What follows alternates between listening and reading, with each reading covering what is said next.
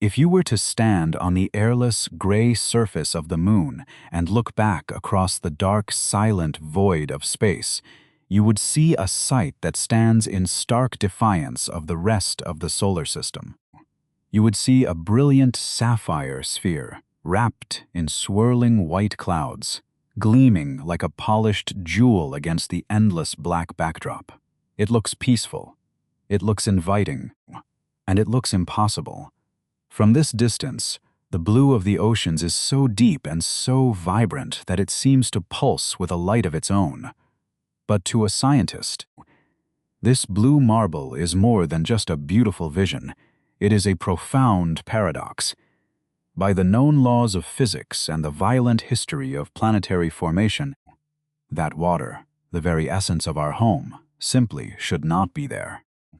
Imagine the early solar system as a chaotic, swirling disk of white-hot gas and jagged dust orbiting a young star that was little more than a nuclear furnace. We exist in a region of space where the heat should have boiled every drop of moisture away billions of years ago. The Earth was born in a dry zone, a place of scorched rock and searing radiation, where water molecules should have been blasted outward toward the cold, dark edges of the system. According to the blueprints of the universe, our world should be a dry, barren rock, as parched as the iron plains of Mercury or as dusty as the red deserts of Mars. But instead, we are a world drowning in oceans, covered in a liquid blanket that defies the very environment in which it was created.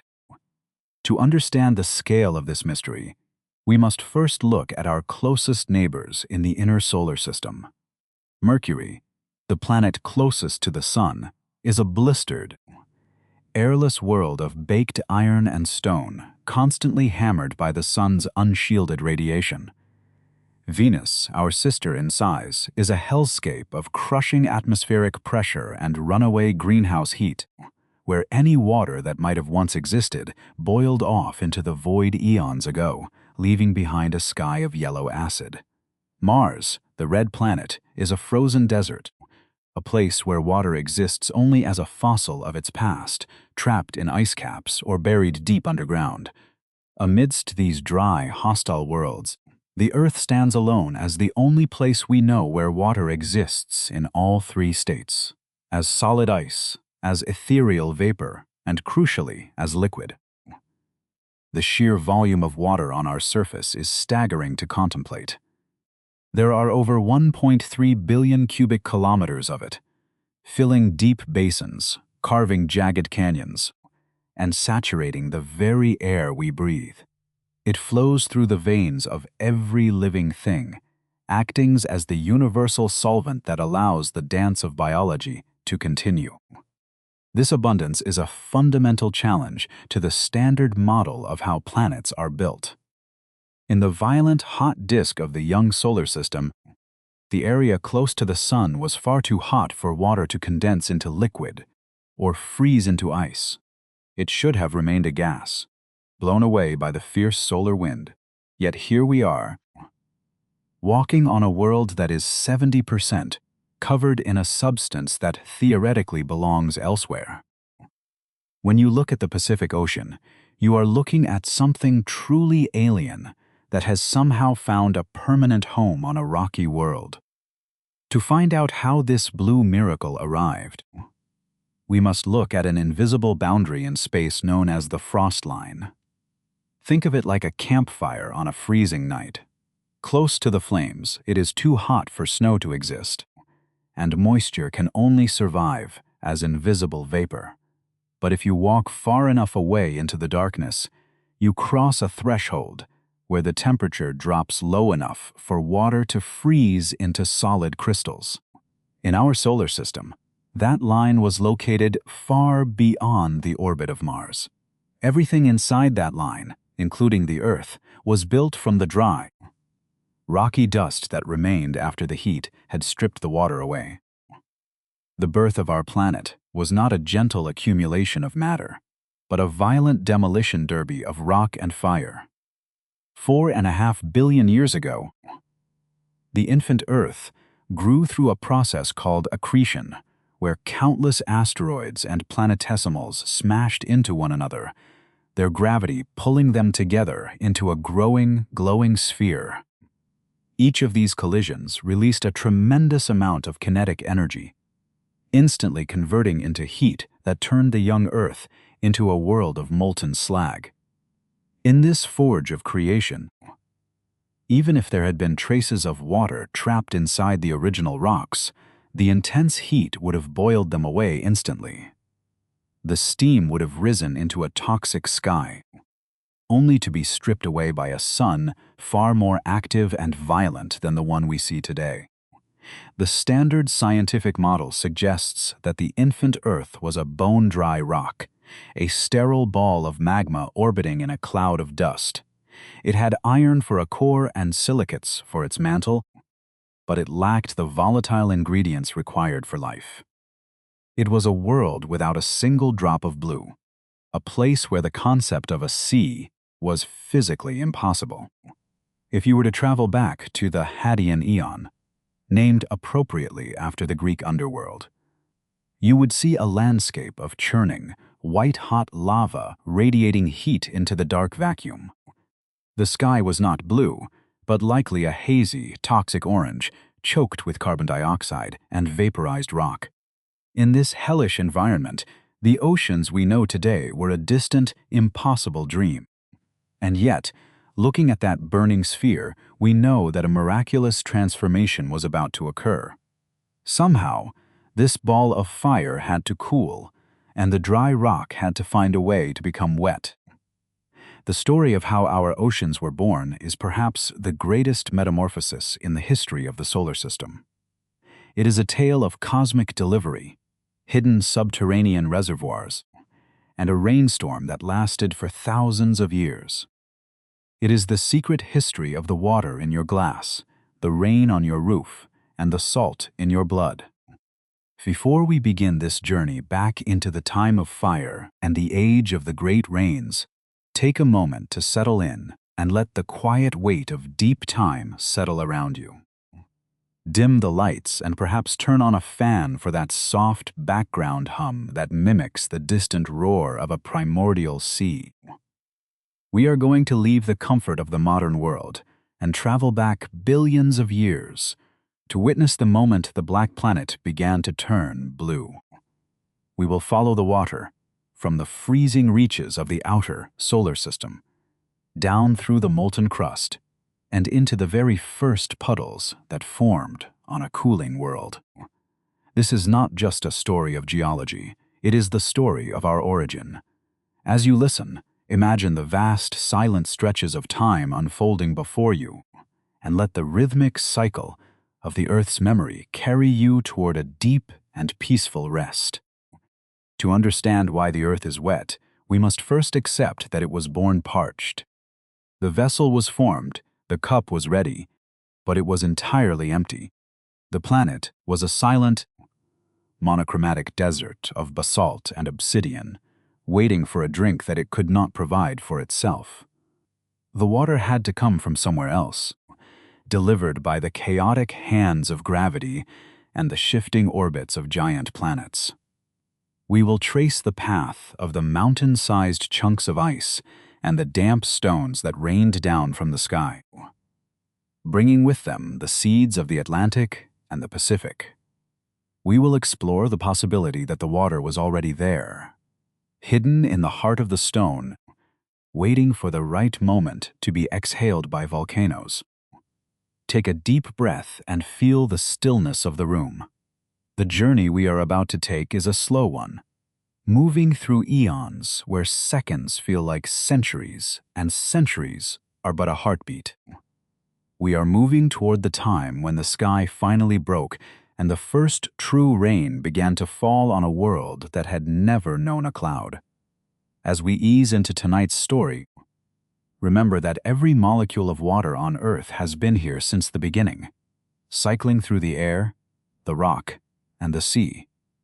You are part of that cycle, and as we look back at the origins of the ocean, you are simply looking back at yourself. Now, Let us go back to the time of fire and see how the world began to weep the very first seas. The stage was set 4.5 billion years ago, after the chaos of the moon-making impact had subsided, and the Earth was left spinning in a parched, silent orbit. The debris had cleared. The moon had settled into its path, and the surface of the planet began the long, slow process of healing. A thin skin of black rock began to form on the surface of the cooling lava fields, creating a jagged landscape of glass and stone under a faint, distant sun. There was no sound of wind, for there was barely an atmosphere, and there was certainly no sound of waves. It was a dry, silent world of black and red, waiting for the first cosmic delivery that would change its fate forever. Chapter 2. A Neighborhood of Fire. Long before the first ocean was ever imagined, the solar system was a vast, spinning carousel of amber dust and scorching gas. In the center, the young sun had just ignited, a fierce and unstable ball of hydrogen that radiated a blinding golden light across the infant planets. This was the solar nebula, a chaotic nursery where gravity began to pull microscopic grains of dust into larger and larger clumps. These grains were the seeds of worlds, but in the inner reaches of the system, they were being tempered in an oven of unimaginable intensity. The air, if you could call it that, was a thick, swirling fog of vaporized minerals, where the very building blocks of matter were glowing with the residual heat of the sun's birth. Near the young sun, the environment was far too energetic for anything delicate to survive. Water molecules, which we think of as gentle and life-giving, were caught in a kinetic frenzy, vibrating so fast that they could never settle into a liquid or a solid. They existed only as a ghost-like vapor, invisible and restless, pushed outward by the relentless pressure of light streaming from the star. In this inner sanctum of the solar system, the heat acted as a celestial sieve, allowing only the heaviest and most stubborn materials to remain. Iron, nickel, and silicate rocks were the only substances that could withstand the furnace, clumping together to form the skeletal foundations of the 4 inner planets: Mercury, Venus, Earth, and Mars. Astronomers have mapped an invisible boundary that divided this nursery in two, a thermal border known as the frost line. Beyond this line, far out in the cold expanses where the light of the sun begins to fade into a dim glow, the temperature drops low enough for water to freeze into hard, rock-like crystals of ice. In the early days, this line was located roughly between the orbits of Mars and Jupiter. Out there, in the dark, water was abundant, forming vast reservoirs of snow and ice that would eventually build the giant planets and their moons. But inside that line, where the Earth was taking shape, the world was built from parched, scorched dust that had been stripped of every trace of moisture long before it ever became a planet.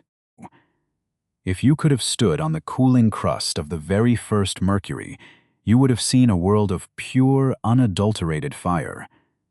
It was a small, dense world of iron, orbiting so close to the solar furnace that its surface was a cracked and blistered shell of gray stone. There was no atmosphere to soften the glare, no clouds to provide shade, and certainly no water to cool the searing ground. Mercury was the first victim of the sun's heat, a world born in a region where water was physically forbidden by the laws of thermodynamics. It serves as a stark reminder of what the entire inner solar system was meant to be: a neighborhood of dry, metallic rocks floating in a vacuum of heat. Further out, the planet Venus was beginning to assemble its own massive bulk, but it too was a child of the dry zone. While it is often called Earth's twin because of its size, its birth was defined by the same absence of water.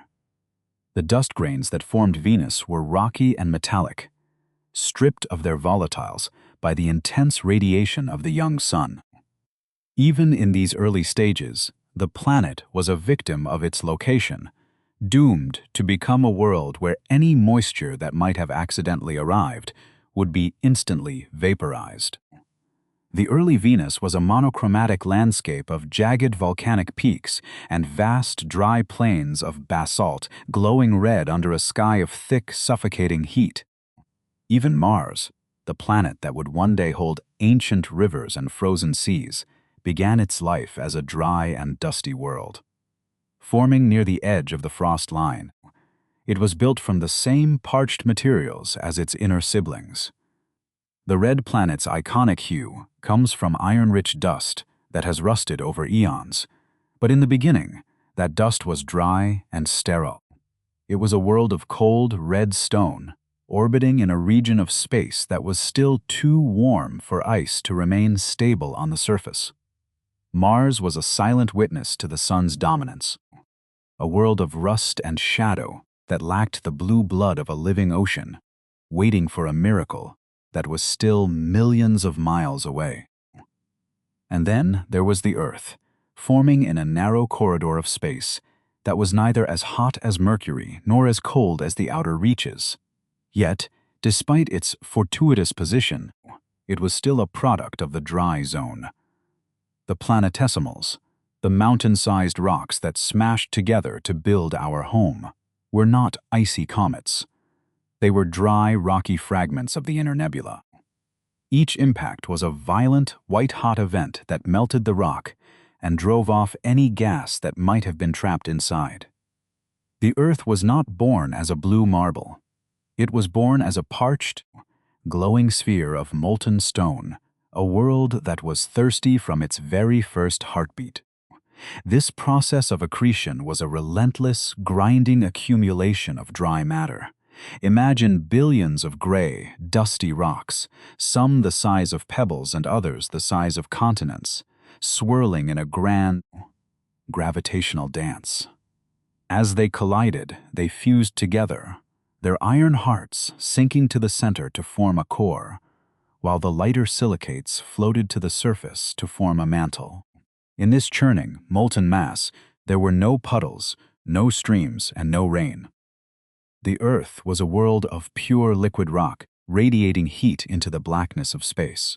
It was a planetary forge, a place where the extreme temperatures ensured that the world would be built from the most solid and dehydrated materials possible. To make matters more difficult, the young sun was far more violent than the stable star we know today. It emitted a fierce, howling solar wind, a stream of charged particles that acted like a celestial sandstorm. This wind was so powerful that it could strip away any early atmosphere that the infant Earth tried to hold onto. Any water vapor that managed to outgas from the cooling rocks was caught in this solar gale and blown out into the depths of the outer solar system. The Earth was essentially being scrubbed clean by the sun, ensuring that its surface remained a sterile, waterless desert of cooling basalt, exposed to the raw vacuum of the void. Contrast this with the outer solar system, beyond the frost line, where the giants Jupiter and Saturn were coming to life. Out there, the nebula was cold and quiet, allowing water to freeze into trillions of tiny ice crystals. These ice grains acted like a cosmic glue, allowing the outer planets to grow much faster and much larger than the rocky worlds of the interior. These gas giants were born in a garden of ice, surrounded by a swirling sea of frozen volatiles that would eventually become their moons and rings.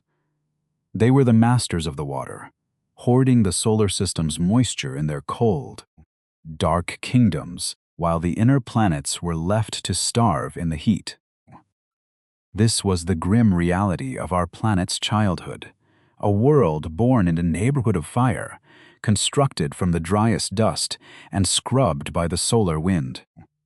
According to the standard blueprints of planetary science, the Earth was destined to remain a dry, dead rock forever. The vessel was formed, but it was scorched and empty, a silent sphere of black stone, spinning in a region of space that was fiercely hostile to life. But as the chaos of the early nebula began to settle, the universe was preparing a series of events that would defy the odds. A delivery was coming, and the parched world was about to receive a drink from the very edges of the stars. As we leave the neighborhood of fire and the harsh glare of the young sun, take a moment to imagine the Earth as it was then, a dark, silent, and waterless world. The heat is beginning to fade, and the first crust is starting to crackle and harden, but the blue oceans are still nowhere to be seen. The story is just beginning, and the transformation of this dry rock into a water world is a journey that will take us through the most violent and mysterious eras of our history. For now, let the image of the parched, infant Earth fade into the darkness as we prepare for the next chapter of the secret history of the oceans. Chapter 3: The Forge and the Reset. To understand the story of our oceans, we must first confront the most violent era in the biography of our planet. This was the Hadean Eon, a name derived from Hades, the ancient Greek underworld, and it is a title the early Earth earned with every inch of its scorched surface. If you were to look at the Earth 4.5 billion years ago, you would not recognize it as the home we know today. There were no continents to walk upon, no green forests to breathe life into the air, and certainly no vast blue seas. Instead, the entire planet was a churning, glowing ocean of molten rock, a global lava field that radiated a fierce white heat into the dark, silent vacuum of space. The sky above this magma ocean was a heavy, suffocating blanket of toxic gases. It was not the familiar blue of a summer afternoon, but a hazy, bruised orange or a deep blood red, choked with carbon dioxide, nitrogen, and vaporized rock. The atmospheric pressure at the surface would have been crushing, heavy enough to flatten any modern structure. In this hellish landscape, liquid water was a physical impossibility. Any molecule of H2O that happened to touch the surface would have flashed instantly into superheated steam, rising into the upper atmosphere only to be torn apart by radiation or swept away by the solar wind. This was the 0 point of our world, defined by the absolute absence of life. In this early age, the Earth was not just hot, it was unstable. The planet was a liquid drop of fire, still settling into its layers as the heaviest metals, iron and nickel, sank toward the center to form the core. The surface was a restless skin of cooling slag that was constantly being pulled back down into the molten depths. It was a monochromatic world of fire and shadow, spinning rapidly in the darkness. There was no sound of wind or rain, only the deep, low-grade rumble of a planet-wide convection current, the sound of liquid rock shifting beneath the weight of gravity. It was a world of suspended animation, waiting for the fire to subside. But just as the young Earth began to cool slightly, just as it might have started to form a thin, fragile crust of black basalt, the universe delivered a blow that reset the clock entirely.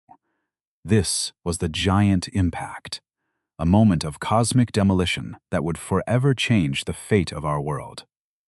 Deep in the darkness of the early solar system, the Earth was not alone in its orbit. It was being stalked by another planetary body, a world roughly the size of Mars that scientists have named Theia. For millions of years, these two worlds danced a gravitational waltz, their paths slowly converging until a collision became a mathematical certainty. The moment of impact was a release of energy that defies human comprehension.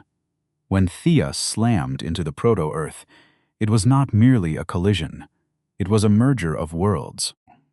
The force was so immense that both planets were instantly liquefied, turning the Earth into a white-hot teardrop of molten matter. The shock waves rippled through the planet's core, blasting trillions of tons of vaporized rock and debris out into space. The sky became a ring of fire, a glowing belt of incandescent dust and liquid stone that circled the Earth like a halo. In that single, staggering instant, any progress the Earth had made toward cooling was utterly erased. For the story of water, this moment is the ultimate reset button. The heat generated by the Theia impact was so extreme, reaching temperatures of thousands of degrees, that it acted as a planetary sterilization event. If there had been any early atmosphere, any trace of moisture trapped in the rocks, or even the faint ghost of a primitive ocean, it was obliterated. The water molecules were blasted out into the vacuum of space, or shattered into their component atoms. The Earth was left spinning, wobbling on its axis, and stripped of every volatile ingredient required for life. It was a scorched, bone-dry sphere, a parched husk floating in a sea of debris. Slowly, over thousands of years, the ring of fire circling the Earth began to change. Gravity, the silent architect of the cosmos, began to pull the fragments of vaporized rock together. In the silence of the void, this debris cloud started to coalesce, clumping into larger and larger pieces. This was the birth of the moon. From the surface of the molten Earth, if there had been eyes to see it, the moon would have appeared as a massive, glowing orb, much closer than it is today, hanging low and heavy in the toxic sky. It was a companion born from the Earth's own flesh, a silent partner, that would one day pull the tides of the oceans that did not yet exist. As the moon settled into its orbit, a profound silence fell over the solar system. The debris cleared, and the Earth began the long, agonizingly slow process of healing for the second time.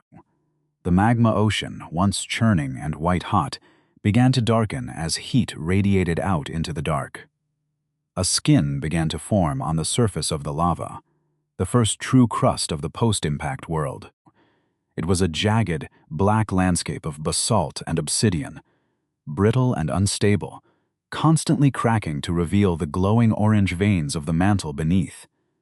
Imagine a world made of black glass, stretching from pole to pole, silent and monochromatic under a faint, distant sun.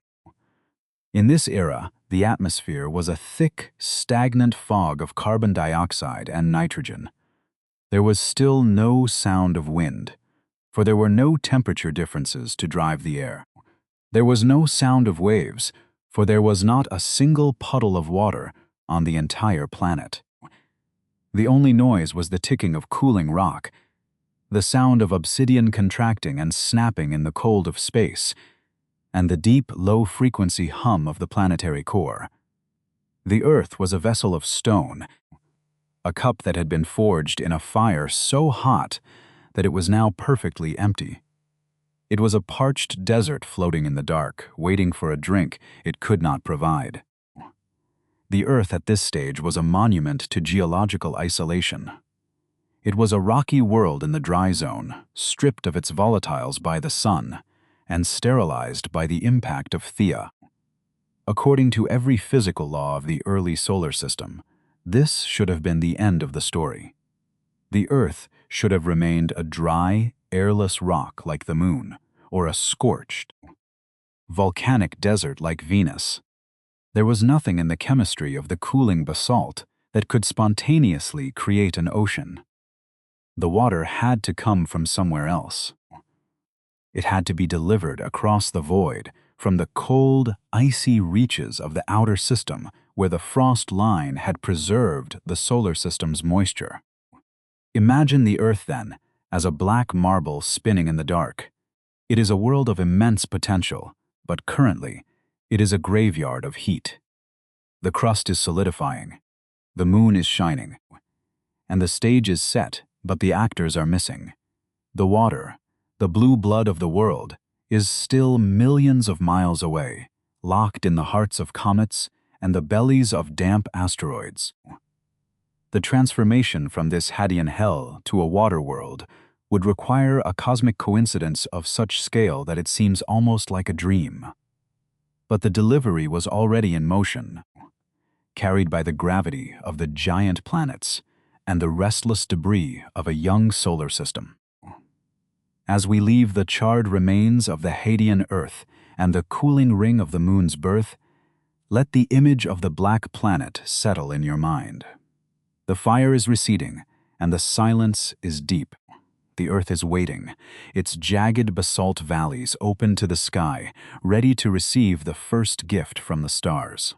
The next chapter of our story takes us out into the cold, to the messengers of ice and stone that were about to begin their long fall toward the sun. For now, let the darkness of the early Hadeans settle over you, as we prepare for the arrival of the cosmic delivery that would turn the black world blue. Chapter 4. Cosmic Delivery, Comets, Asteroids, and Wet Stones. After the violence of the moon's birth, a deep silence fell over the parched Earth, but far out in the darkness, the gears of the solar system were beginning to shift. This is the story of the cosmic delivery service that brought the first payloads of water to our dry, waiting world. After the impact of Theia, the Earth was a lonely black sphere cooling in the void.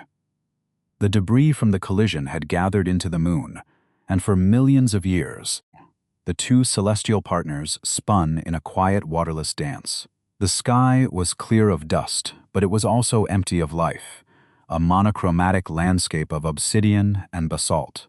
Beneath the surface, the planet was still cooling, its internal fires settling into a slow, rhythmic pulse. It was a world of absolute stillness, a planetary vessel forged in fire and left to wait in the cold. But this quiet was merely the prelude to a second, more purposeful storm gathering in the outer reaches. Beyond the frost line, the solar system was not the stable clockwork mechanism we see today. The giant planets, Jupiter and Saturn, were migrating, shifting their massive orbits in a slow, gravitational waltz that sent ripples throughout the system. As these giants moved, their immense gravity acted like a celestial slingshot, disrupting the paths of millions of icy bodies that had remained stable since the dawn of time. Comets and asteroids were yanked from their peaceful homes and hurled inward, toward the sun and directly into the path of the inner planets. This was the beginning of the late heavy bombardment, a time when the sky itself seemed to fall upon the Earth. To understand this delivery, we must first look at the messengers from the farthest reaches of the dark, the comets. Often called dirty snowballs, these ancient remnants of the solar nebula are composed of frozen gases, dust, and vast quantities of water ice. For decades, they were the prime suspects in the mystery of our oceans. Imagine a comet drifting through the void, its long, luminous tail of vapor glowing as it approaches the warmth of the sun. Each one is a massive reservoir, a mountain of ice traveling at tens of thousands of miles per hour. They are spectacular, ethereal carriers of moisture, appearing like ghostly white streaks against the velvet blackness of the young night sky. As the bombardment intensified, the night sky over Earth became a terrifying kaleidoscope of flashes and streaks. From the surface of the black basalt crust, you would have seen dozens of shooting stars every hour, except these were not mere dust grains, but mountain-sized chunks of ice and rock. When a comet struck the Earth, it did not just make a crater, it delivered a payload. The kinetic energy of the impact turned the ice instantly into steam, creating a localized fog that rose into the atmosphere. This was the first moisture the Earth had felt since its birth, a fleeting, ghostly vapor that hinted at the possibility of something more than rock. But science requires more than just a romantic theory. It requires a chemical fingerprint. Every source of water in the universe has a specific signature based on its ratio of heavy water, gray water where the hydrogen atom carries an extra neutron known as deuterium. To solve the mystery, we had to compare the water in our oceans to the water in a comet.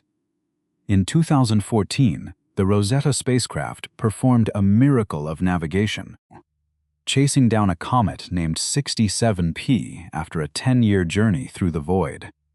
It sent a tiny lander, Philae, to sniff the vapor rising from the comet's icy surface, hoping to find a match for the water we drink today. The results from the Rosetta mission were a shock to the scientific world. The water on the comet was heavy. It had a deuterium ratio 3 times higher than the water in Earth's oceans. It was a chemical mismatch, a fingerprint that didn't fit. This discovery suggested that while comets may have added a light sprinkle of water to our planet, they were not the primary architects of our seas. The romantic idea of melted comets filling our basins began to evaporate, leaving scientists to look for a different, less obvious hero. The search turned away from the shimmering white ice of the outer system and toward a class of rocks that appeared far more mundane. The true carriers of our oceans were likely the asteroids, specifically a group known as carbonaceous chondrites. To the naked eye, these look like ordinary, dull gray stones, no different from the rubble found in a dry riverbed. They do not shimmer with ice, and they do not grow magnificent tails when they approach the sun, but appearances in the vacuum of space are deceiving. These rocks are like cosmic sponges, rich in minerals that have water molecules locked tightly inside their very crystal structure. They formed closer to the Earth in a region where the heat was not enough to make pure ice but was low enough for wet minerals to survive. These asteroids are rich in hydrous clays, minerals that can contain up to 20% water by weight. During the late heavy bombardment, trillions of these damp stones rained down upon the Earth. They didn't bring water as liquid or as blocks of ice, but as dampness trapped inside solid stone. As they smashed into the black crust of the Hadean Earth, the heat of the impact liberated the water, releasing it as steam that puffed out from the impact sites like smoke from a dying fire. It was not a sudden flood, but a slow, grinding accumulation of moisture, delivered meteor by meteor and pebble by pebble over millions of years. This process is known as the late veneer theory. It suggests that the blue of our world is essentially a thin, wet paint job, a coating delivered by rocky freighters that arrived just after the planet had finished its violent formation.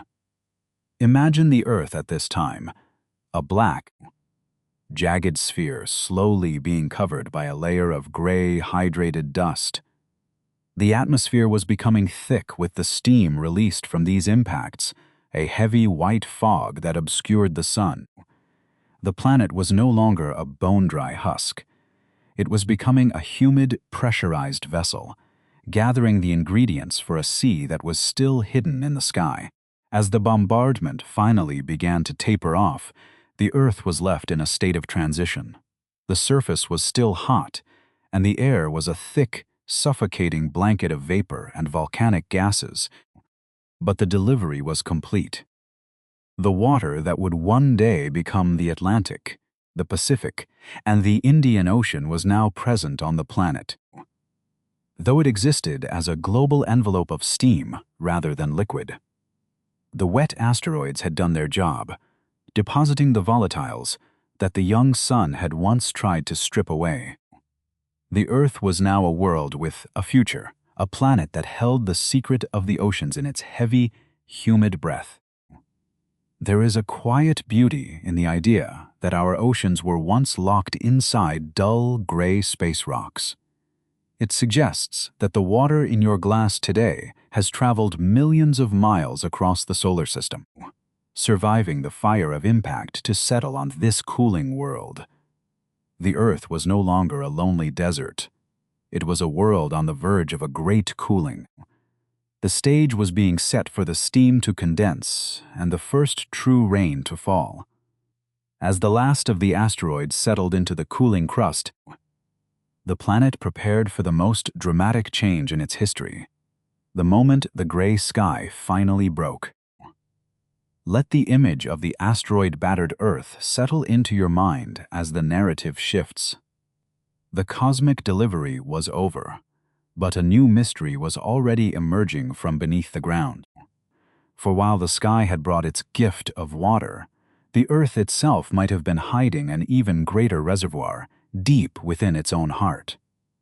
As the humid fog of the late veneer settles, we prepare to look inward beneath the crust, to find a sea that never saw the sun.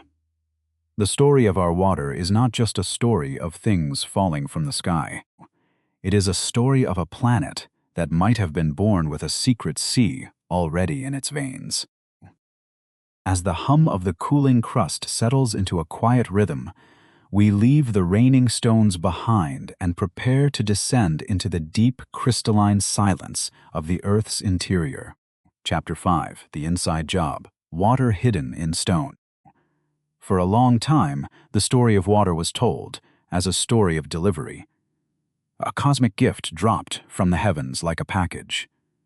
But as we move deeper into the mysteries of our planet, a new and radical theory has emerged, one that challenges the very idea of a dry birth. This is the inside job hypothesis, suggesting that the Earth was never an empty vessel waiting to be filled. Instead, it proposes that our world was born pregnant with oceans, carrying the ingredients for the Pacific and the Atlantic deep within its own rocky heart. From the very first moment, it coalesced in the solar nebula. While we once imagined the dust of the inner solar system as perfectly parched, we now look at those microscopic grains through a different lens. Even in the searing heat of the young sun, water molecules are remarkably stubborn. They have a way of clinging to the jagged surfaces of dust particles, hiding in the tiny nooks and crannies of mineral grains. As gravity pulled this damp dust together to form the infant Earth, the water didn't evaporate into space. Instead, it was swallowed. It was buried deep within the growing planet, locked away in the hot, pressurized rock thousands of miles beneath the surface, protected from the violent solar winds. Imagine the Earth as it was billions of years ago, a massive, glowing sphere where the weight of the outer layers crushed the interior with unimaginable force. In this deep, silent furnace, the water was not a liquid or a vapor. It was something far more subtle. It was a chemical stowaway. The intense pressure did not destroy the water. It forced it into the very crystalline structure of the mantle rocks. The water became part of the stone itself, a hidden reservoir of hydrogen and oxygen waiting in the dark, effectively turning the entire planet into a giant, rocky sponge that held the potential for 1,000 oceans. To prove that solid rock can hold a sea, we must leave the surface and descend into the mantle, a place where the rules of physics are rewritten by pressure. Here, the temperature is hot enough to melt steel, yet the rock remains solid because of the sheer weight pressing down from above. Scientists, acting as planetary detectives, have sought to recreate these hellish conditions in the lab using a device called a diamond anvil cell. They take a tiny sample of mineral, no larger than a grain of sand, and place it between the tips of 2 gem-quality diamonds. Then they squeeze, generating pressures equivalent to being hundreds of miles underground. Under the focused gaze of these diamonds, the minerals do not simply crack, they morph. They undergo a structural transformation, their atoms rearranging themselves into new, high-pressure forms that act like molecular cages. Within these cages, there is just enough room for hydrogen and oxygen to dwell. The experiments proved a startling truth. The rock of the deep Earth doesn't just hold water, it craves it. Chemically, These minerals are saturated, yet they remain as solid and dry to the touch as a piece of granite. This discovery opened the door to a hidden world, a potential ocean locked in a crystalline embrace beneath our feet. The smoking gun for this theory arrived not from a laboratory, but from a volcano that vomited a treasure from the deep. In the humid jungles of Brazil, a diamond was found that had been carried to the surface by a violent eruption from the deep mantle. Inside this diamond was a tiny imperfection, a microscopic speck of a vibrant blue mineral called ringwoodite. This mineral is a rarity on the surface because it only forms at depths of 400 to 600 kilometers, in a region known as the transition zone. It was a message in a bottle, sent from a place humans can never hope to visit. When scientists analyzed this tiny blue speck, they found something staggering. It contained about 1.5% water by weight. That may sound like a small amount, but the transition zone of the Earth is a vast planetary-scale layer. If the entire zone is made of this wet ringwoodite, and if it is all as saturated as that single sample, the mathematical implications are overwhelming. It implies that there is a reservoir of water deep inside the Earth that is equal to 3 times the volume of all the surface oceans combined. We are, quite literally, floating on a hidden sea of solid stone. Visualize the Earth now not as a dry rock with a wet coating, but as a planet-sized reservoir. The Pacific, the Atlantic, and the Indian Oceans are merely the overflow, the puddles that have managed to escape to the surface. The true ocean, the Great Mother Sea, is solid, hot, and buried hundreds of miles down, locked in the blue crystal cages of the mantle.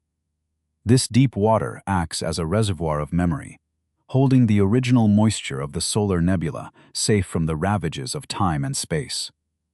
It is a silent, subterranean world that has remained unchanged for billions of years. This hidden sea does not sit still. It is part of a slow, rhythmic pulse. The planet's interior is churning with radioactive heat, and this heat drives a massive conveyor belt of rock. Occasionally, a plume of hot mantle rises toward the crust, and as the pressure drops, the rock begins to exhale. The water that has been trapped in the crystal structure for eons is suddenly liberated. It flashes into steam, rising through the cracks in the crust to be released by volcanoes. The oceans we see today are, in a very real sense, the sweat of the planet, the result of the Earth, breathing out the moisture it has held since its conception. It forces us to look at the ground beneath our feet differently. The solid, immovable rock is not a barrier to water. It is the water's greatest guardian. This inside job theory suggests that even if the comets and asteroids had never arrived, the Earth might have still become a blue planet. The water was always there, waiting in the dark, woven into the very fabric of the world. It was a slow, geological destiny, a process of a world maturing and releasing its inner life to the surface. The black, volcanic islands of the young Earth were not just being hit by rain from above. They were being moistened from below. As we contemplate this hidden sea, the mystery of our origin becomes even more intimate. The water you drink today may have spent 4 billion years locked inside a blue crystal, miles beneath the crust, before finally being set free by a volcanic eruption. Every drop carries the weight of the deep Earth, a chemical signature of the transition zone. The planet is not a dry stage upon which the ocean sits. It is a living, breathing system where the water and the rock are one and the same, bound together in a crystalline dance that regulates the very life of the world. Let the image of the vast blue-tinged transition zone settle into your mind as the narrative shifts once more. The water is there, both falling from the sky in rocky asteroids and rising from the deep mantle in volcanic plumes. The stage is finally set for the most dramatic transformation in the history of the world. The atmosphere is thickening, the clouds are gathering, and the heat of the Hadean is finally beginning to break. In the next chapter, we will witness the moment the first true drop of rain touched the ground and stayed, beginning the great deluge that would turn a world of fire into a world of water. Chapter 6: The Great Outgassing and the First Rain. As the echoes of the late heavy bombardment began to fade into the deep past, the Earth stood in a state of suffocating transition. The delivery of water from the sky and the reservoirs hidden in the stone had provided the raw materials, but the planet was still far too hot to hold a sea. The surface was a jagged, black expanse of newly hardened basalt, still radiating a fierce, infrared heat that shimmered in the stagnant air. Above this cooling crust, the atmosphere was beginning to thicken into a heavy, white veil. This was the era of the Great Outgassing, a time when the Earth began to exhale its interior moisture, turning the planet into a massive pressurized vessel of steam and shadow. Across the global landscape, the cooling crust was under immense pressure from the molten mantle below. Thousands of volcanic vents, fissures, and massive shield volcanoes began to tear through the black basalt, roaring with the release of trapped gases. They did not just spew curtains of orange lava. They pumped trillions of tons of water vapor, carbon dioxide, and nitrogen into the sky. Imagine the sound: a relentless, low-frequency thrumming of a planet venting its internal furnace. Each eruption added to the growing atmosphere, creating a dense, opaque envelope that trapped the planet's heat, ensuring that for millions of years, not a single drop of liquid could touch the ground. The atmosphere during this age was a crushing, toxic blanket, unlike anything we would recognize today. It was a thick, superheated fog of water vapor, so dense that the atmospheric pressure at the surface was likely 100 times greater than it is now. In this environment, the concept of weather did not exist. There was no wind, no blue sky, and no stars. The sun, though it was growing more stable, was invisible, a diffuse, ghostly glow hidden behind miles of white steam.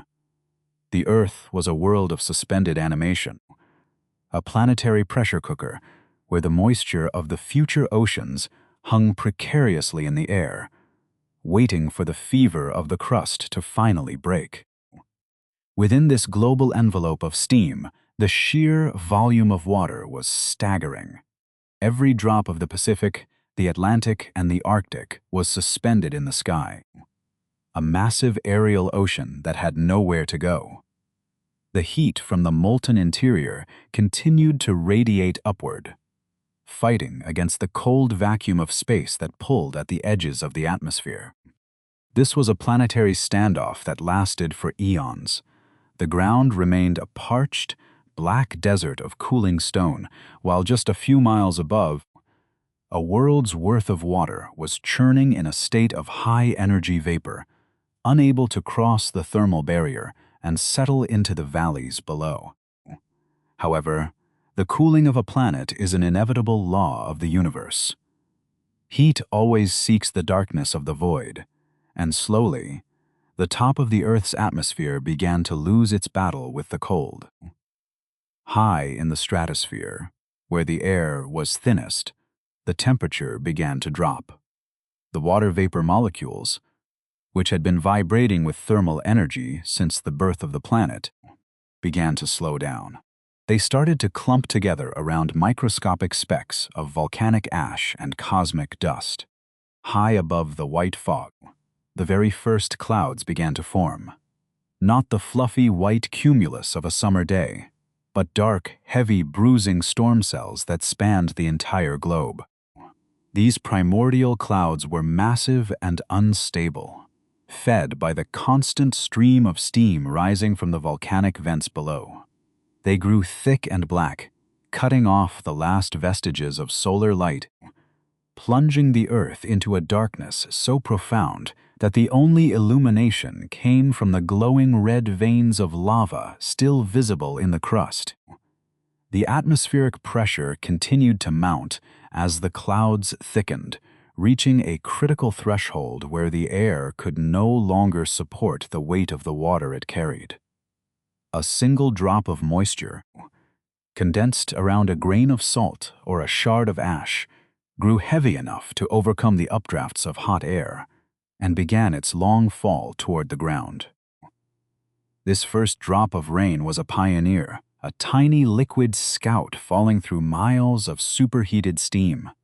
As it descended, it moved through layers of air that were still far above the boiling point. In the beginning, these raindrops never reached the surface. They would fall into the lower, hotter atmosphere and flash instantly back into vapor, rising once more to join the clouds in a process known as virga, or phantom rain. For centuries, the earth was teased by these ghosts of moisture, storms that roared in the high heavens but left the ground as dry and scorched as the heart of a furnace. It was a cycle of falling and rising that seemed like it might never end. But every time a raindrop evaporated, it stole a tiny fraction of heat from the atmosphere around it. This was a process of planetary refrigeration. Slowly, the lower layers of the air began to cool, and the phantom rain began to fall closer and closer to the jagged black basalt of the crust. Eventually, a drop of water survived the heat of the air and struck the rock. It likely did not make a splash. The ground was still hot enough to make the water dance and hiss, skittering across the stone like a drop of water on a white-hot skillet. The drop vanished in a puff of steam, but it had left its mark, cooling a microscopic patch of stone by a fraction of a degree. This was the beginning of a relentless thermal war. Drop by drop, hiss by hiss, the rain began to win. Millions of drops followed the first, each one striking the basalt, evaporating, and taking a small piece of the Earth's primordial heat back into the sky. The sound of the planet changed. The deep roar of volcanoes was joined by a new, higher-pitched symphony of hissing steam and the rhythmic tapping of water on stone. The black rock began to crack and shatter under the thermal shock, creating the first gravel and the first muddy silt. The planet was essentially being washed clean of its Hadean heat, one raindrop at a time. Finally, the surface temperature crossed the critical threshold. The basalt cooled below 100 degrees Celsius, and the water no longer flashed into steam upon contact. A single drop landed on a flat piece of obsidian and stayed there, a tiny, shimmering bead of liquid reflecting the dark, stormy sky. Then another drop joined it, and another, until a thin film of water began to coat the jagged landscape. The phantom rain had become a reality.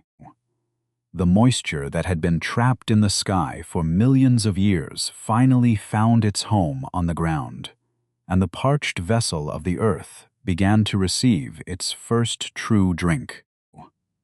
This was the moment the world began to weep. Once the ground was cool enough to hold liquid, the entire global atmosphere seemed to collapse under its own weight. The condensation became a runaway process, and the dark clouds began to release their burden with a ferocity that defies human categorization. This was not a storm that would pass in an afternoon or a week. It was the start of a deluge that would reshape the face of the world.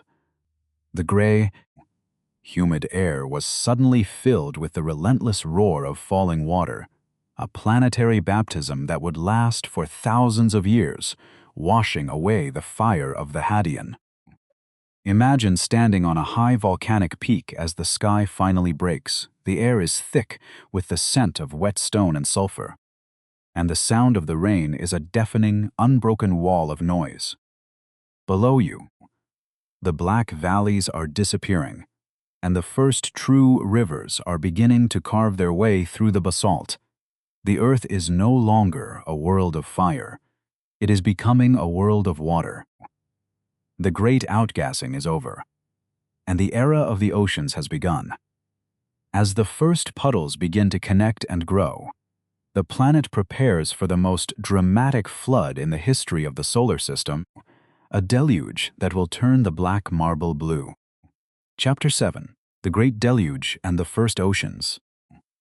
Once the thermal barrier was broken and the first liquid water clung to the cooling basalt, the Earth entered an era of watery transition that defies any human sense of scale. The atmosphere, which had spent millions of years as a suffocating vault of white steam, finally collapsed under its own immense weight. This was the Great Deluge, a storm of such relentless, global magnitude that it would have dwarfed any weather event in the history of our modern world. It did not rain for days or weeks. Geological models suggest it rained continuously for perhaps 10,000 years, maybe even a million. The sky was no longer a separate realm.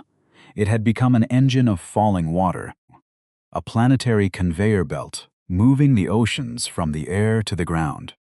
Imagine the sound of that era, the relentless, deafening roar of water hammering against rock, a sound that went unbroken by silence, day or night, for century after century.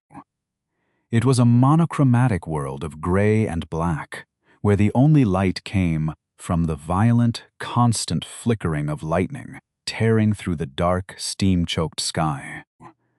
The lightning was not occasional. It was a global electrical discharge, illuminating a landscape that was being washed clean of its primordial fire. The air was thick with the scent of ozone and the heavy, metallic tang of minerals being liberated from the stone. There was no wind as we know it, only the violent downdrafts of the falling rain and the rising steam of a planet in the throes of a watery baptism. This was not the fresh, gentle rainwater of a spring morning.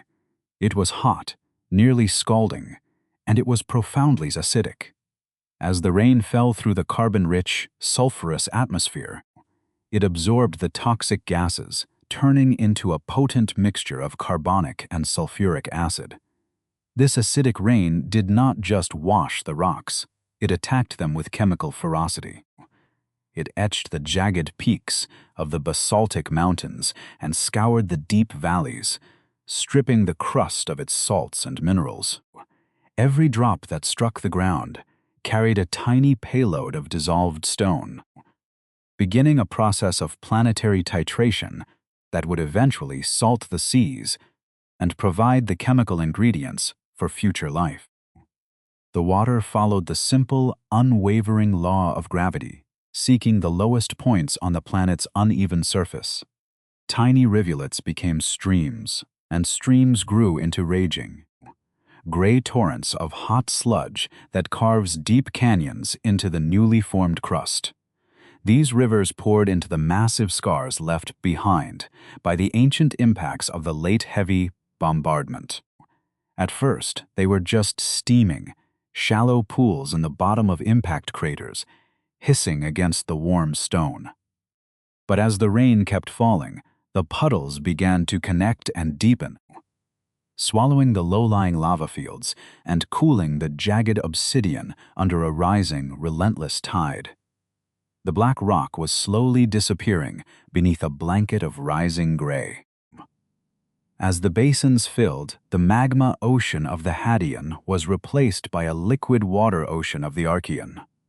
But if you could stand on a lonely volcanic peak during this time, you would see a world that was utterly alien. The ocean was not the sapphire blue of our modern world. It was a murky, heavy, olive green. The water was saturated with dissolved iron, leached from the basaltic crust by the acidic rain. In our world, oxygen in the atmosphere turns iron to rust, causing it to settle out of the water. But on the early Earth, there was no free oxygen. The iron remained suspended in the liquid, giving the global sea its metallic, toxic taste and its deep, dark green hue. Above this green ocean, The sky was a hazy, pinkish-orange, colored by high levels of methane and carbon dioxide. There were no white clouds, only the bruising, dark storm cells that refused to break. The sun remained a diffuse, pale orb, its light scattered and weakened by the thick, toxic fog. It was a landscape of sickly, vibrant colors. A green sea under an orange sky, hot, heavy, and utterly hostile. The water itself was nearly boiling, perhaps reaching 80 or 90 degrees Celsius at the surface. It was a global bath of mineral-rich brine, a restless, churning machine of water and stone that was only just beginning to settle into its new shape. The most striking feature of this early water world was the absolute absence of land as we know it. There were no continents, no vast plains of Africa, and no high peaks of the Himalayas. The granite that makes up the core of our modern landmasses is a lighter rock that takes billions of years to distill from the heavier basalt. In this early era, the Earth was a true water world, covered 95 or perhaps 99% by a single, unbroken global ocean. The only land consisted of chains of black volcanic islands, similar to modern-day Hawaii, spewing ash and steam into the wind. They were lonely outposts of stone, constantly battered by waves that had no continents to break their momentum. Because there were no landmasses to act as obstacles, the ocean currents were ferocious beyond imagination. The water circled the equator in unimpeded, super-fast loops, driven by the planet's rapid rotation. But the most powerful force acting on the water was the moon. 4 billion years ago, the moon was much closer to the Earth than it is today, appearing massive and glowing in the orange sky. Its gravitational pull was so intense that it created tides of terrifying proportions. The ocean did not just rise and fall a few feet. It moved in massive, miles-high bulges that swept across the planet every few hours, crashing against the volcanic islands with the force of constant tsunamis. These extreme tides were a vital part of the planet's engineering. Twice a day, the massive waves scoured the volcanic islands, dragging immense volumes of debris and minerals back into the green depths. This constant mechanical grinding, combined with the chemical attack of the acidic rain, turned the ocean into a rich, complex soup. The sea was not just a body of water, it was a laboratory. It was absorbing the carbon from the air, the iron from the rock, and the heat from the core, mixing them all together in a global solution. The Earth was no longer a collection of separate parts. It was becoming a singular, integrated system, where the water was the medium of all change. The Great Deluge finally began to slow as the atmosphere was depleted of its moisture. The clouds thinned, and for the first time, the sun began to pierce the veil, reflecting off the surface of a world that was now dominated by liquid. The rain became intermittent, falling in seasonal storms rather than a continuous roar. The atmosphere was still thick and toxic, but the fever had broken. The Earth had successfully moved from the time of fire to the time of water. The vessel had been filled, and the first global ocean was now a permanent fixture of the planet, a vast green expanse that held the secret of everything that was to come. As the silence returned to the cooling world, the ocean began to settle. The sediments of dissolved rock and volcanic ash sank to the bottom, forming the first layers of seafloor mud. The temperature of the water slowly dropped, moving away from the boiling point and toward a range where complex chemistry could begin to stabilize. The Green Sea was no longer just a flood. It was a cradle.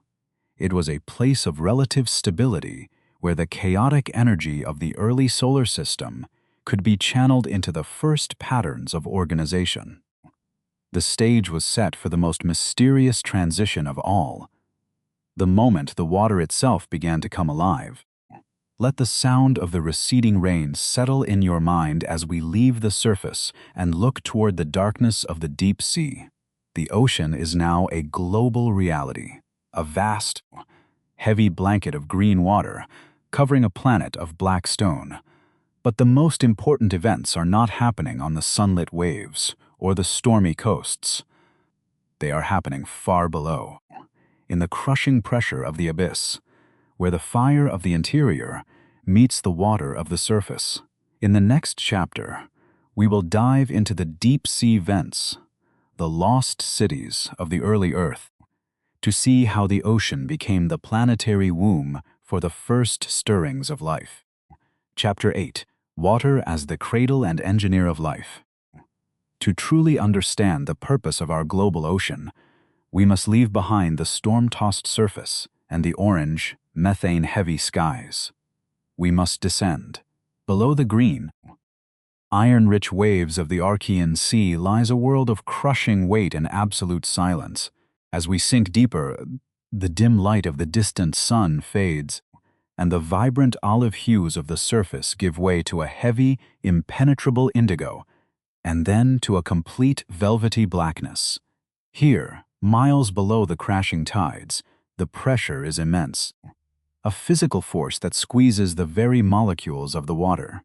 Yet, it is in this hostile, lightless abyss, where the fire of the planet's interior meets the cold of the surface, that the ocean transformed from a simple body of water into a planetary womb. As we glide over the jagged obsidian plains of the primordial seafloor, the silence is broken by a faint, rhythmic hissing. Ahead, the darkness is pierced by a strange, ethereal glow. We have reached the fracture lines of the crust, the places where the tectonic plates are just beginning their slow, billion-year crawl. Here, the Earth's skin is thin and broken, and the molten heat of the mantle is dangerously close to the water. In the gloom, we see towering spires of mineral deposits, some rising as high as 20-story buildings, belching thick, shimmering fluid into the sea. To the human eye, they look like the ruins of a submerged civilization, which is why scientists call one of the most famous of these sites the Lost City. These spires are not spewing smoke, though it appears that way.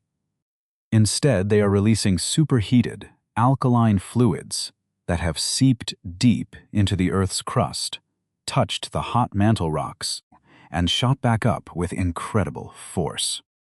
As this hot, mineral-laden fluid hits the cold seawater, the dissolved chemicals solidify instantly, building the chimneys higher and higher over thousands of years. This is the meeting point of the planet's two greatest forces, the fire of the forge and the water of the sky. In the churning turbulence around these vents, a unique form of alchemy is taking place, one that does not require the sun's light, but only the raw chemical energy of the Earth itself. If we were to zoom in, past the towering chimneys and into the very stone they are made of, we would find a microscopic labyrinth. The walls of these vents are not solid. They are a delicate, honeycomb-like structure filled with millions of tiny, interconnected pores. These pores act as the planet's first test tubes, because the fluid inside them is warm and rich in hydrogen, while the ocean outside is cool and acidic. A natural electrical gradient is formed across the thin mineral walls. This is essentially a planetary battery, providing the steady, gentle hum of energy needed to drive complex chemical reactions that would be impossible anywhere else on the surface. Water is not a passive stage for this drama, it is the lead actor. In the dark of the abyss, water acts as the universal solvent, dissolving the iron, sulfur, and carbon released by the vents and mixing them into a concentrated solution. But water does something more than just mix. It structures.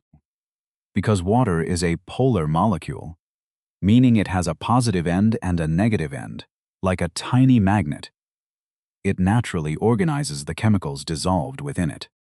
It pushes and pulls on carbon-based molecules, forcing them to clump together in specific ways. Inside these mineral pores, the water is taking the chaotic ingredients of the earth and teaching them how to organize into patterns. Imagine the water molecules surrounding a chain of amino acids, the building blocks of proteins. The water doesn't just sit there. It acts like a microscopic sculptor. Parts of the amino acid chain love water, while other parts hate it and try to hide away. The water molecules push the water-hating parts together, forcing the chain to fold into a precise, functional shape. Without this constant, gentle pressure from the surrounding H2O, these delicate molecules would remain as useless, tangled strings. Every protein in your body, every enzyme that keeps you alive, owes its shape to the way water molecules once manipulated its ancestors in the dark of a deep-sea vent. As the eons passed, the water began to facilitate the creation of fatty acids, molecules that naturally form tiny, hollow bubbles when placed in a liquid. These were the first membranes, the precursors to the very cells that make up your body. In the turbulent water around the vents, these bubbles would form and break, over and over again. Occasionally, one of these fatty acid bubbles would trap a set of self-replicating molecules inside it. This was the birth of the individual, protected by the water from the harsh environment outside, and fueled by the energy of the vent. These protocells began the long, slow journey toward true life. This is the secret of the ocean. It is a protective buffer. On the early Earth, the surface was a place of extreme danger, hammered by intense ultraviolet radiation from a young sun and bombarded by the remnants of the late heavy bombardment. But deep beneath the waves, the water provided a safe harbor. It absorbed the radiation, stabilized the temperature, and provided a steady supply of nutrients. The ocean was a vast, liquid nursery where the first biological experiments could fail and succeed in peace. We are the children of this deep, warm darkness. And the salt water that fills our cells is a direct legacy of the primordial sea that once cradled our most distant ancestors. Even the structure of our genetic code, the double helix of DNA, is a masterpiece of watery engineering. The two strands of the latter are held together by hydrogen bonds, the same ghostly, magnetic grip that allows water molecules to stick to each other. The very shape of life's blueprint is sculpted by the push and pull of the water that surrounds it. If you were to remove the water, the DNA would lose its structure and unravel into a meaningless cloud of atoms. We often say that life needs water to survive, but it is more accurate to say that life is a specific, organized state of water itself. When we look back at this era, we see that the transition from rock to life was not a sudden miracle, but a slow, inevitable consequence of how water behaves. The ocean took the fire of the earth and the dust of the stars and wove them together into something that could breathe and replicate. It provided the medium, the energy, and the structure. Every living thing you have ever seen is essentially a complex walking container of that ancient, vent-warmed sea, carrying the chemical memory of the lost city within its own tissues. We are not just visitors to the ocean. We are the ocean, evolved to walk on land. As we leave the glowing chimneys of the deep and ascend back toward the surface, the weight of the water begins to lift, but its mystery only grows. The ocean has done its work as a womb, but it is also the great engineer of the planet's climate and geology. The water that birthed us is the same water that moves the continents and balances the heat of the sun. The story of the ocean is not just a story of the past, it is a living cycle that continues to pulse through the Earth's interior. In the next chapter, we will explore the strange physics of water, the molecular tricks that keep our planet from freezing solid and allow the very ground we walk on to move. Take a slow, deep breath and feel the stillness of the room. The dark abyss is far away, but the water that once churned around those ancient vents is the same water that rests in the glass beside you. It is old, it is wise, and it is the silent partner in every heartbeat you will ever have. Let the image of the glowing vents fade into a peaceful, dark drift as we prepare to see how the sticky physics of this simple molecule keeps the entire world in balance. Chapter 9. Water's Strange Physics and Earth's Hidden Plumbing. To the chemist, water is a freak of nature. To the rest of us, it is simply the most familiar substance in our lives. We have spent this journey tracing where it came from. But now we must look at what it actually is. Every time you pour a glass of water, you are handling a liquid that defies almost every rule of the periodic table. Based on its weight and molecular structure, H2O should not be a liquid at the temperatures found on Earth. It should be a gas, drifting away into the atmosphere like its chemical cousins, methane and ammonia. But water cheats the laws of physics, and it is this very cheating that allows our planet to remain a stable, living home rather than a frozen wasteland or a boiling desert. Shutterstock. Imagine zooming in, past the surface of the water, past the droplets, down to the level of the individual molecules. You would see billions of tiny V-shaped structures, each with a single oxygen atom and two smaller hydrogens. Water is a dipole, meaning it has a positive end and a negative end, acting like a microscopic magnet. Because of this, water molecules are sticky. They cling to each other with a ghostly, transient grip known as a hydrogen bond. This invisible web of attraction is what gives water its surface tension, allowing a water strider to skate across a pond, and it is what holds the liquid together against the urge to fly apart into a gas. This molecular stickiness creates a range of liquid stability that is unique in the solar system. On a planet like ours, the oceans should have evaporated into vapor or frozen into solid blocks of ice eons ago. Yet because of these hydrogen bonds, water remains a liquid across a vast temperature window.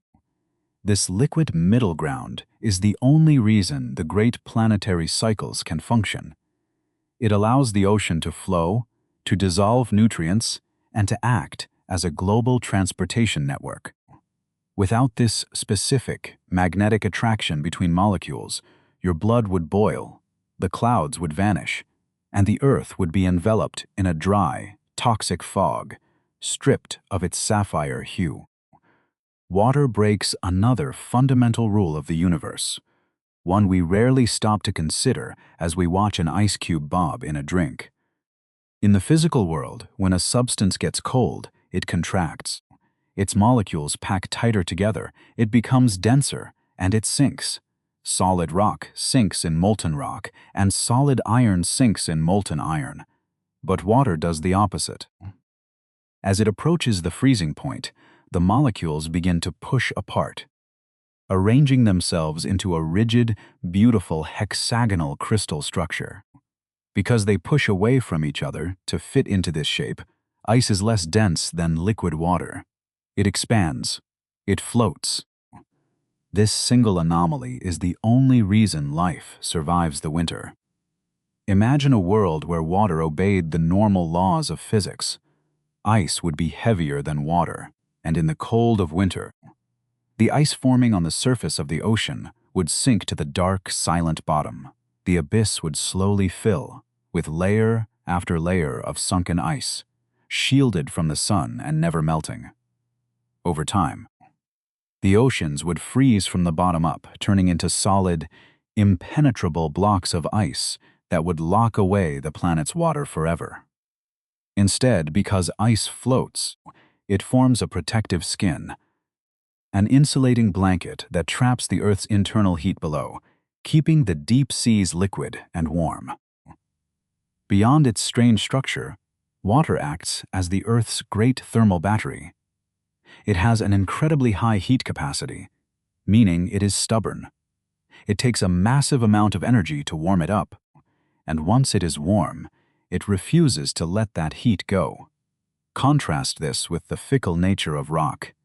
In a desert, where there is no water to buffer the temperature, the ground can swing from blistering heat at noon to freezing cold at midnight. But the oceans are a stabilizing force. They absorb the fierce radiation of the sun during the day without boiling, and at night, they slowly release that stored warmth into the air, preventing the planet from falling into a lethal deep freeze. This thermal memory drives a global plumbing system of immense scale. The great currents, like the Gulf Stream or the Kuroshio, are the planet's air conditioning ducts, moving vast quantities of heat from the sun-drenched tropics toward the frozen poles. These currents are not just moving water, they are moving energy, moderating the climates of entire continents. We live in the comfortable, temperate zones of the Earth only because the oceans are constantly working to redistribute the sun's fire. Without this watery conveyor belt, the equator would be an unlivable oven, and the higher latitudes would be locked in permanent Arctic ice, silent and still. However, the ocean is not just a bathtub that stays filled. It is part of a deep tectonic cycle that reaches into the very heart of the planet. At the bottom of the deepest trenches, like the Mariana, the tectonic plates of the Earth are slowly colliding. One plate slides beneath another, plunging down into the hot, viscous mantle in a process called subduction. As these massive slabs of seafloor descend, they do not go down dry.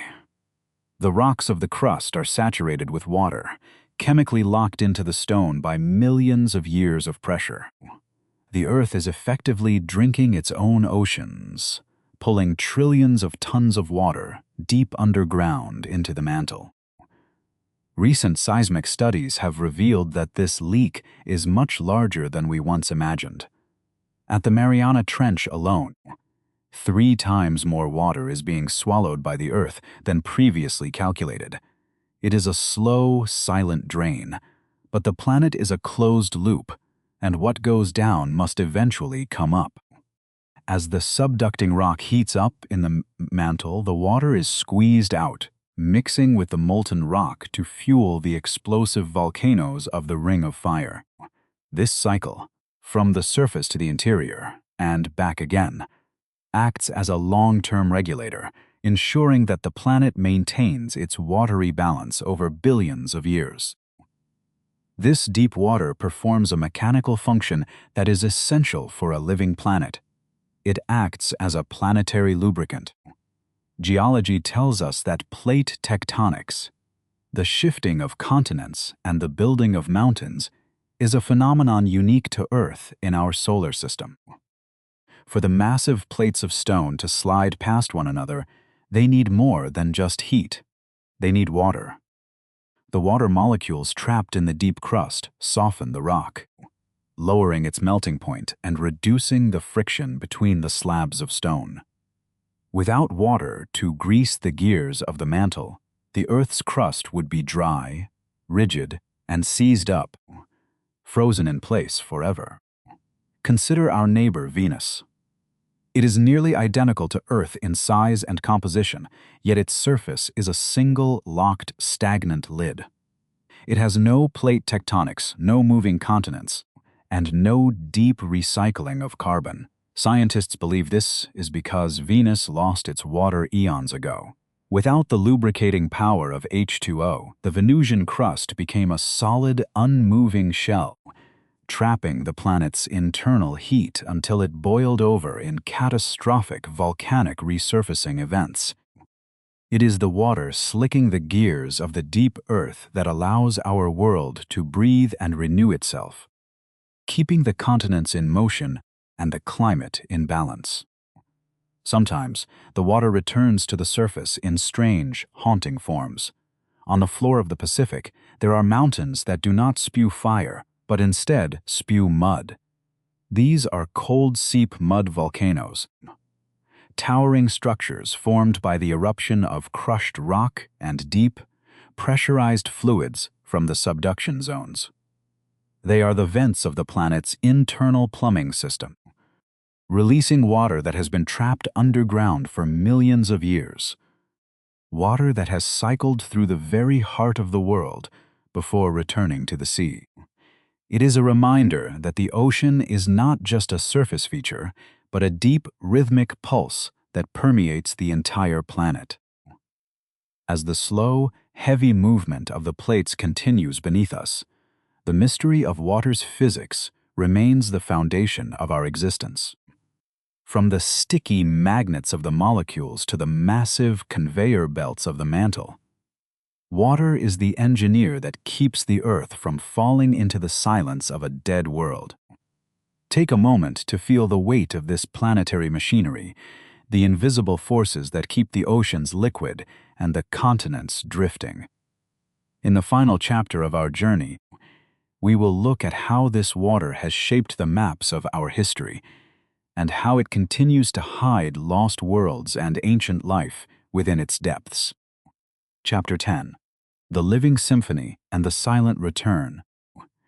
As the internal plumbing of the planet continues its slow, rhythmic work, we move from the deep mechanics of the Earth to the stories it has chosen to forget.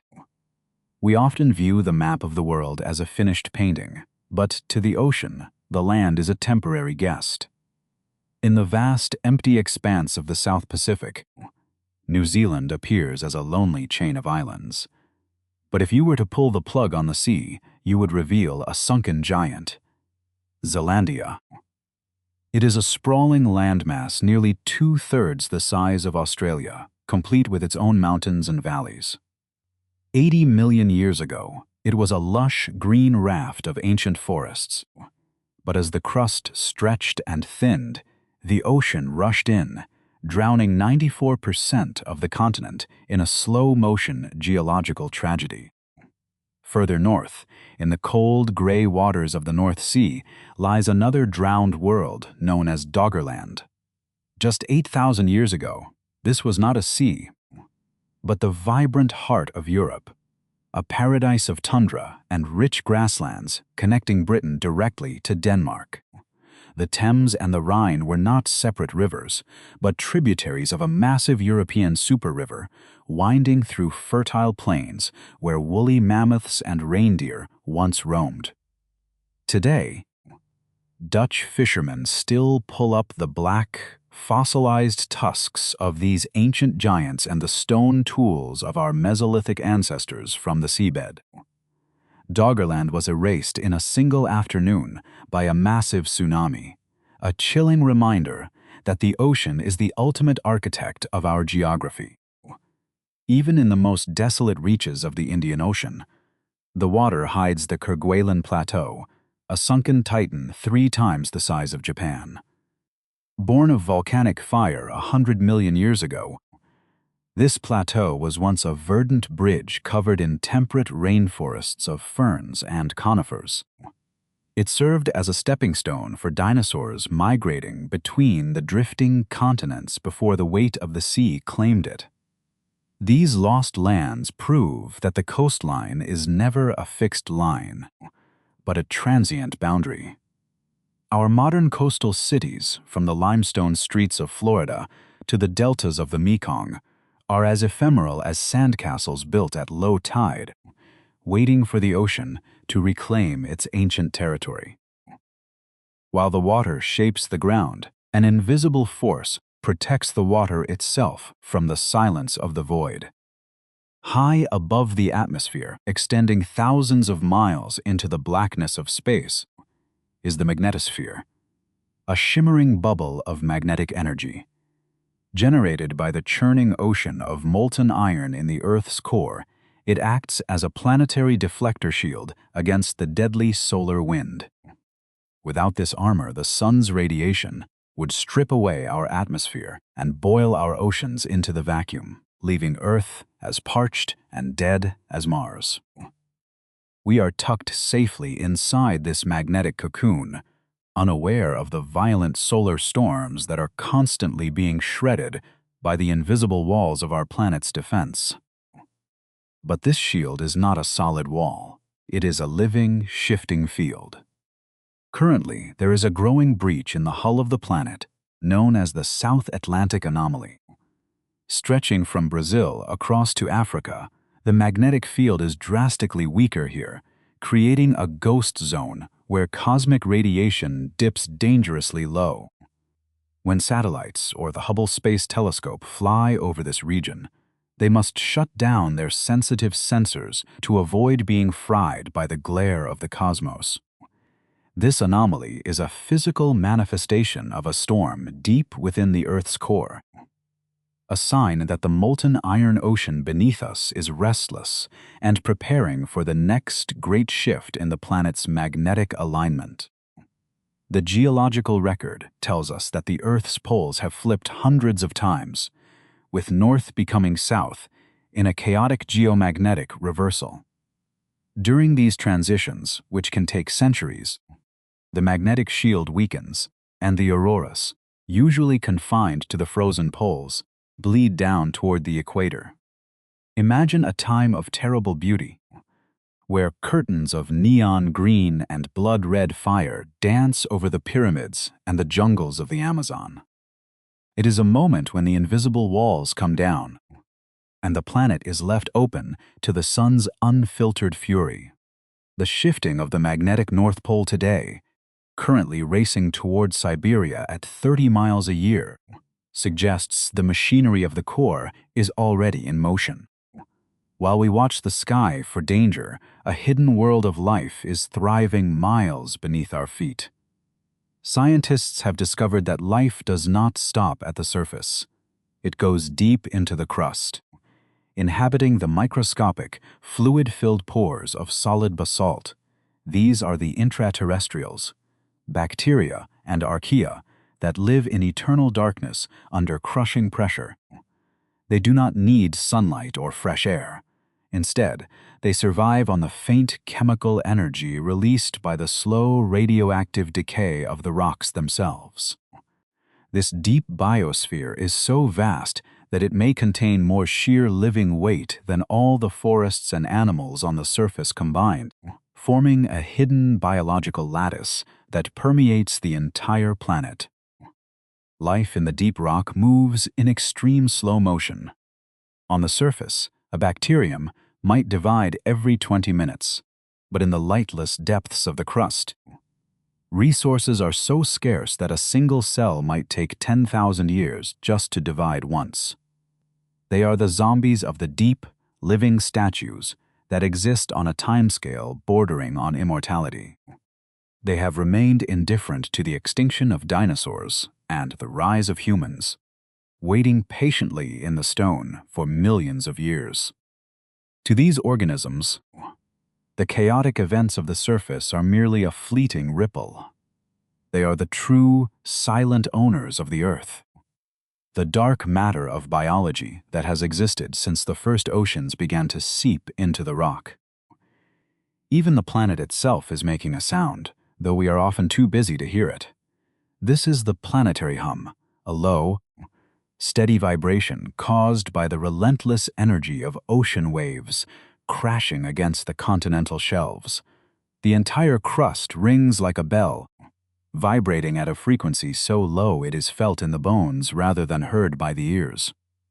Above the ground, there is another rhythm, the Schumann resonance.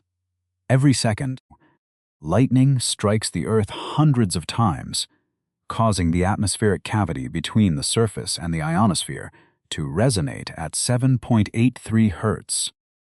This is the electrical heartbeat of the world, and strangely, it matches the alpha waves of the human brain during deep relaxation and the threshold of sleep. As we reach the end of this journey, the pieces of the puzzle merge into a single image of the Earth as a self-regulating organism. The Gaia hypothesis suggests that the volcanoes are the vents, the ocean is the blood, the atmosphere is the lung, and the magnetic field is the skin of a vast, living system. We are the neurons of this body, the part of the Earth that has opened its eyes to wonder where the water came from. We are the temporary shapes that the ancient sea takes so that it can walk on the land and look back at the stars. The history of the Earth is not a distant memory. It is a living process that is happening right now, inside you. Consider, one last time, the water in the glass beside your bed. It looks simple and clear, but every drop is a cosmic traveler with a history 4.5 billion years long. That water was forged in the heart of a nebula, carried through the fire of the Hadean by a wet asteroid, and exhaled by a primordial volcano.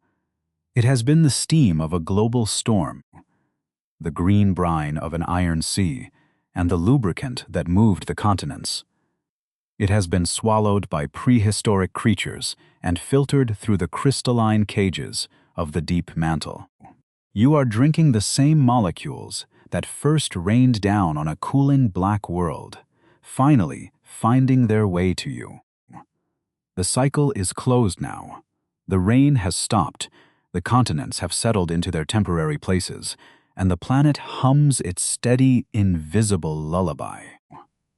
The water in your veins and the water in the oceans are one and the same, bound together by the unique physics of a molecule that refused to let the Earth remain a desert. You are part of this resilient and beautiful system, a child of the fire and the flood, safely held by the gravity of a world that turned itself blue just for you. The silence of the night is not empty. It is full of the deep-time memory of the oceans, washing over you like a gentle tide. Let the rhythm of the planet carry you into a deep and dreamless drift. The journey through the fire and the rain is over, and the Earth is resting beneath the soft glow of the moon. Every molecule is exactly where it belongs, and you are right where you need to be.